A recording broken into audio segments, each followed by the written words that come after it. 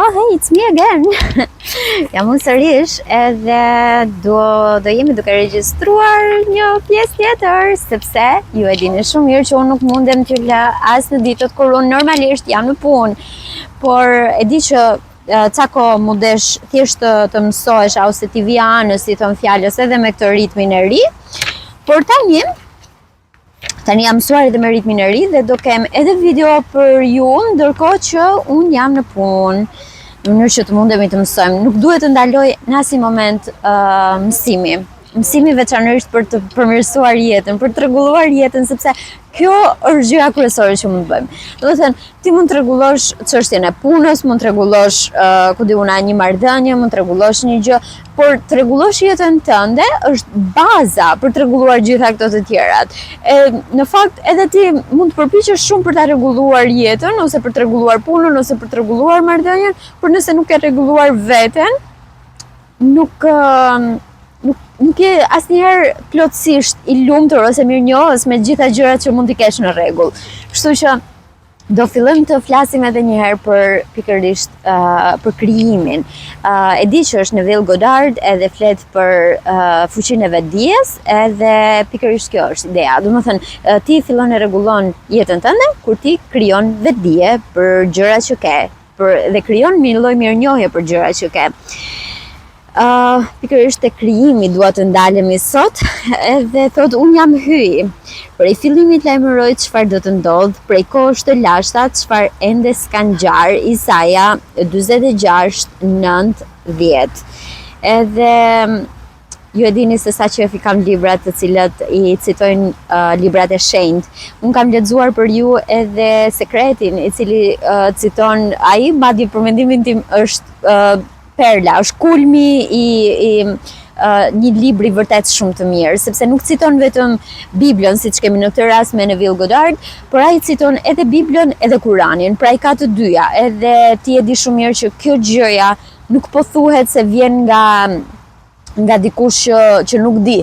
E di shumë mirë që po vjen nga dikush që i ka studiuar të dyja gjërat, edhe thot, oh, wait a second, sepse unë mund të marr vetëm më të mirën nga të dyja. Edhe kjo është perla, për mendimin tim. Unë nuk jam kundër librave të shenjtë, përkundrazi, gjërat që mësojnë janë të jashtëzakonshëm, por jashtëzakonshme, por do doja vërtet që të kishte pasur një përmbledhje të tillë, edhe fal Zotit ekziston një e tillë. Edhe ti mundesh vërtet që të lexosh më të mirën, edhe të arrish të kuptosh akoma më shumë nga çfarë është thënë edhe bërë përmes këtyre librave. Krijimi ka mbaruar, kreativiteti është vetëm një pranueshmëri më e thellë se të gjitha përmbajtjet e tërkohës dhe tërhapësirës, gjërsa përjetojnë në sekuencë kohore. Në të vërtetë, bashkëjetojnë në një tash të pafundëm e të përhershëm. Koha e vetme që ekziston është tani. Kaq e thjeshtë është. Pra, njerëzit mund të bëjnë plane për të ardhmen, mund të mendojnë edhe të stresojnë për të shkuarën, por në fakt, ju e dini që koha e vetme që ekziston është tani, është vetëm tania. Me fjalë të tjera, gjithçka që kemi qenë ose do të jeni ndonjëherë, në fakt gjithçka që njerëzimi ka qenë ose do të jetë ndonjëherë ekziston tashmë. Ekziston sepse ne kemi pikërisht këtë mundësi të mrekullueshme që sot ta kuptojmë se të gjitha atomet që lëvizin në hapësirë janë në fakt duke krijuar realitete të ndryshme gjatë gjithë kohës. Kjo është ajo që nuk kuptohet me krijim, dhe thënia se krijimi ka përfunduar do të thotë se asgjë nuk duhet të krijohet kurrë, vetëm duhet të manifestohet. Vetëm kaq mjafton, vetëm të manifestohet. Sepse ju e dini që gjërat tashmë ekzistojnë dhe thjesht ty të duhet të jesh në linjë me to. E di, shumë do thonë kjo është shumë e çuditshme, nuk arri do ta kuptoj, dhe me të drejtë, shumë gjëra nuk arri do të kuptohen. Nuk arri do të kuptohen sepse ju kërkoni prova, kërkoni fakte, por të kërkosh prova dhe fakte gjatë gjithë kohës, ndonjëherë është pak e pamundur për t'i plotësuar të gjitha. Jo çdo gjë është e prekshme, jo çdo gjë është konkrete, jo çdo gjë është libër, por ju e dini shumë mirë që edhe libri është thjesht një formë më solide e të gjitha atomeve që janë në lëvizje. Është kaq e thjeshtë.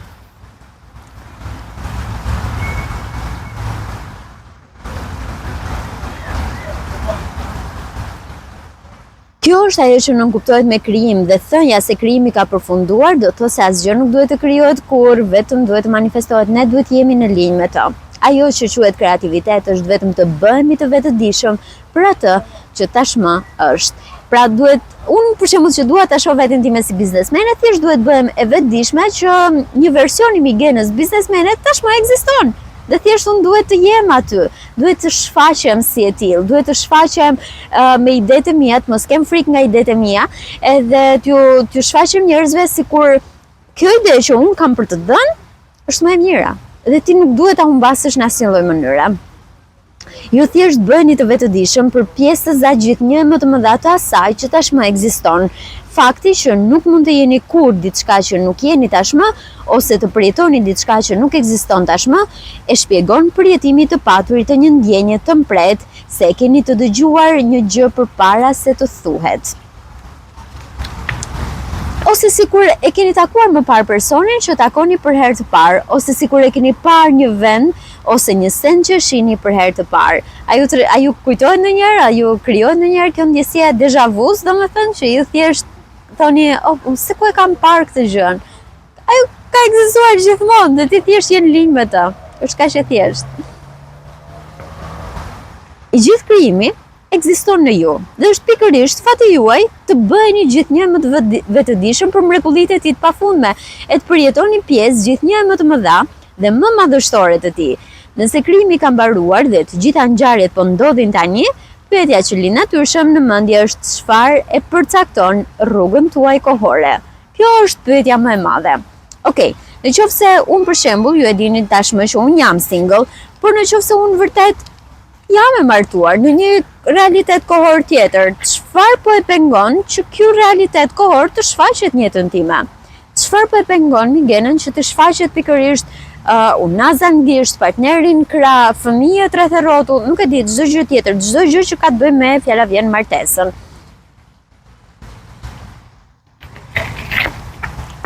E njëjta pyetje mund të vijë edhe ju.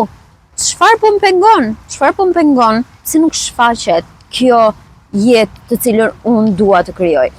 Se nuk shfaqet kjo jetë për cilën unë po manifestoj, unë po lutem, unë e kam në ëndrat e mia tashmë edhe partnerin e duhur, por pse nuk shfaqet ai? Pse nuk shfaqet aty atëherë kur unë dua? Edhe kjo është një pyetje shumë valide, do të thoja, shumë e rëndësishme. Dhe përgjigjja është koncepti juaj për vetveten. Kaq e thjesht. Konceptet e përcaktojnë rrugën që e ndjek vëmendja. Ja një test i mirë për ta vërtetuar këtë fakt. Supozojeni ndjenjën e përmbushjes së dëshirës tuaj dhe vëzhgojeni rrugën që e ndjek vëmendja juaj. Do të vëreni se për sa kohë do i qëndroni besnik supozimit tuaj, për aq kohë vëmendja juaj do të ballafaqohet me imazhe që lidhen qartë me atë supozim. Personalisht, edhe në momentin e parë që unë ulem dhe mendoj që wow, ky djali shumë ka shkruar në Instagram, është shumë djali i mirë dhe ndoshta unë mund ta kem të ardhmen me të dhe krejt papritur, nuk e di as vetë se si. Më kap një ankth, më vjen për të vjellë dhe them ky nuk është i duri, ky ma shpif, ky kështu, ky ashtu dhe e di pse nuk jam atje ku duhet jem. Pra ku unë e ndroj, pra sepse unë e shoh veten time dhe them unë jam e aftë për të pasur një martesë mirë, unë jam e aftë për thjesht mendoj që personi që më janë shfaqur deri tani nuk kanë qenë të duri, në sensin unë nuk kam qenë në linjë me ta. Edhe fakti që më vin kaq shumë dyshime është pikërisht momenti ku përmbyset i gjithë supozimi. Dhe e njëjta gjë mund t'ju ndodhë edhe ju. Dhe prandaj është kjo pjesa e çfarë e pengon rrugën tuaj kohore. Pikërisht është kjo. Domethënë që ti e supozon diçka dhe krejt papritur e mbyt supozimin tënd me 5000 supozime të tjera, të cilat i bien ndesh me atë gjën që ke supozuar në fillim. Për shembull, nëse supozoni se e keni një biznes të mrekullueshëm, kjo ndoshta është një ndër pikat që unë e gjej vetëm më shumë se të gjitha tjerat.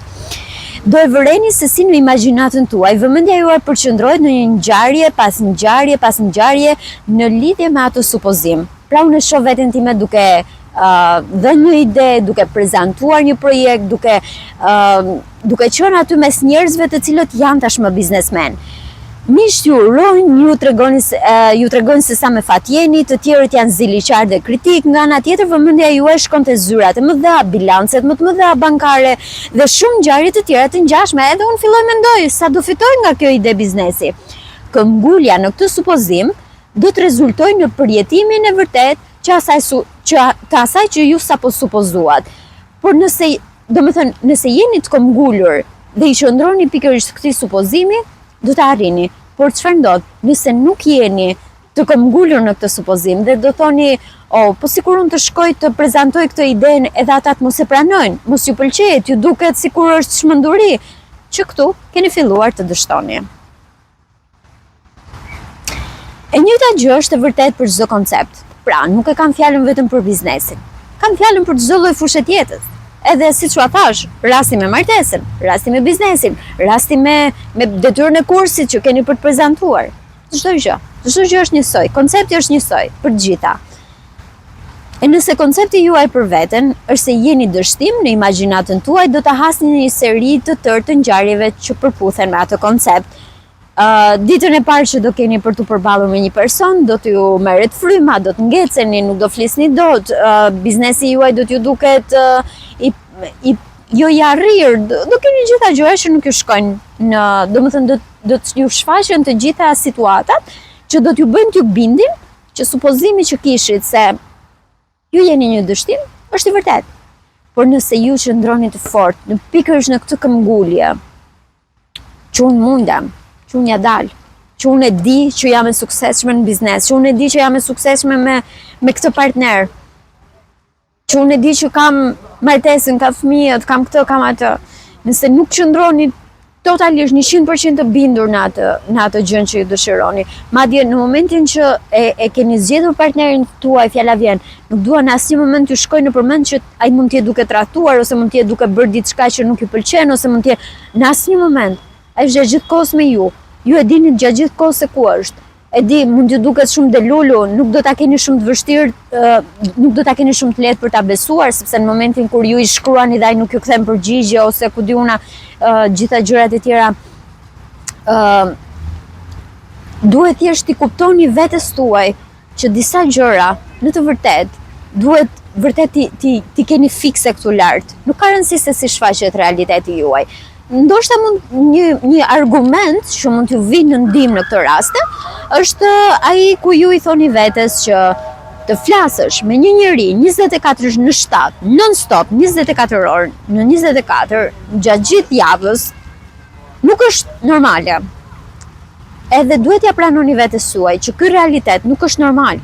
Pra, domethënë në momentin që ju jeni duke komunikuar me partnerin tuaj, edhe pse ai është partneri juaj, që ju të i shkruani çdo sekond mesazhe dhe ai t'ju kthej përgjigje në çdo sekond, nuk është ide reale. Nuk duhet në fakt që të ndodhë kështu. Mendoj që historitë më të mira të dashurisë ose të suksesit në martesë kanë ardhur nga fakti që i kanë dhënë hapësirë njëri tjetrit. I kanë dhënë hapësirën edhe për të bërë diçka ndryshe, sepse nëse unë jam gjithkohës duke i shkruar ku je, çfarë po bën, dhe ai të thot, sa po piva kafe, tani po pi ujë, tani po marr frymë, nuk të lë më hapësirë. Ç'a muhabeti do bësh në momentin që do ulesh dhe do e kesh përballë? Nuk është normale të komunikosh 24/7. Kështu që edhe në momentin që nuk ju kthen përgjigje, konsiderojeni si një shenjë pozitive. Domethënë, përpiquni që të jepni mundësi vetes për të parë çdo lloj gjë si shenjë pozitive, në mënyrë që t'ua përforcoj idenë e të qenit në marrëdhënie, e të qenit një biznesmene suksesshme, e të qenit në rrugën e duhur, aty ku doni të shkoni. Nëse koncepti juaj për veten është se jeni një dështim, i kthem edhe një herë në imagjinatën tuaj, do ta hasni një seri të tërë të ngjarjeve në përputhje me atë koncept. Kështu shihet qartë se si ju me konceptin tuaj për veten e përcaktoni të tashmen tuaj, domethënë pjesën e veçantë të krijimit që po përjetoni tani dhe të ardhmen tuaj, domethënë pjesën e caktuar të krijimit që do ta përjetoni në të ardhmen. Është pikërisht kjo mënyra pra se si e krijoni pikërisht të ardhmen tuaj duke qenë gjatë gjithë kohës duke supozuar, duke krijuar në moment atë gjën që dëshironi, por vetëm vendosmëria për ta pranuar një realitet, sikur vetëm ai lloj realiteti ekziston, pavarësisht situatave, pavarësisht rrethanave ku jeni, vetëm kjo do t'ju bëjë që ju të arrini ta manifestoni atë gjë që dëshironi. Do të shihemi sërish në videon tjetër. Shpresoj që kjo video mos ju ketë lënë shumë në çfarë deshit thoshte Migena tani, sepse do doja vërtet që të arrini ta kuptonit. Do doja vërtet që të keni mundësi të arrini të kuptoni kaq shumë gjëra, të përthithni sa më shumë nga ky libër, ashtu siç unë ndjej ndryshimin në gjitha gjërat që mendoj se dua të arri, ashtu dua ta ndjeni edhe ju ndryshimin. Edhe ato gjëra që i shihni kaq të largëta ose kaq të paarritshme, t'jen aty, t'jen kaq afër. Vetëm për faktin se ju i keni ndarë mendjen tashmë dhe ju e shihni kaq të qartë vizionin. Më pëlqen shumë se në shkollë kemi mësuar gjithmonë që thoshte Naim Frashëri e shihte Shqipërinë me sytë e mendjes dhe thoshte nga universitetet do t'jenë duke dalë djem e vajza të reja me libra në duar dhe Shqipëria e arriti këtë. Shqipëria e arriti, ndoshta Naim Frashëri nuk arriti do ta shihte me sytë real atë, por fakti që ai e shihte me sytë e mendjes do thotë shumë. Edhe në disa gjëra ju duhet thjesht t'i shihni me sytë e mendjes edhe për të ardhmen, kur ndoshta nuk do jeni më aty. Sepse është gjithmonë ajo që thon mbyll një pemë ta nis, edhe nëse ti nuk do e shijosh, do e shijon një prit e mbesat e tu. Edhe nëse ti mund t'japësh ide ose thjesht t'i shkruash ide biznesi, mendoj sikur këto ide të biznesit, ndoshta nuk do ta gjejnë vlerën, sepse mund të jenë shumë avangarde, mund të jenë shumë përpara kohë për ato çfarë ti po mendon ose ato çfarë ti po imagjinon tani. Por ndoshta në një të ardhme ato mund t'ju shërbejnë shumë një për vetë mbesave. Ose mendoni edhe për partnerin tuaj. Mendoni në momentin që e zgjidhni një partner. Mendoni në a dënon që do të përcjellni tek fëmijët tuaj. Mos e mendoni vetëm sikur, ai është shumë i bukur tani. Nëse ka koncepte të lashta dhe koncepte ignorante, na falni për mënyrën e shprehjes, por vërtet ka shumë njerëz që i kanë konceptet ignorante dhe sinqerisht nuk do doja që fjala vjen partneri tim të kishte këto lloj konceptesh ignorante dhe më vonë t'ia trashëgonte këto fëmijëve të mi. Mendojini sikur çdo gjë do ketë ndikim shumë më të madh në të ardhmen. Atë të ardhmen që tashmë është krijuar, sepse ekziston, por thjesht ti duhet të jesh në limit të dhe ti përpiqu që të jesh gjithmonë në linjën më të mirë, në atë rezultatin më të përkryer, në gjitha ato linja që mund të jetë, pra mund të jetë Migena këtu e martuar me një që është i alkoolizuar, Migena këtu e martuar me një që është arkitekt, Migena këtu e martuar me një, pra ekzistojnë gjithë universitet paralele. Thjesht zgjidh atë më të mirë. Zgjidh atë më të mirë. Do të shihemi sërish në videon tjetër. Faleminderit që ishit këtu.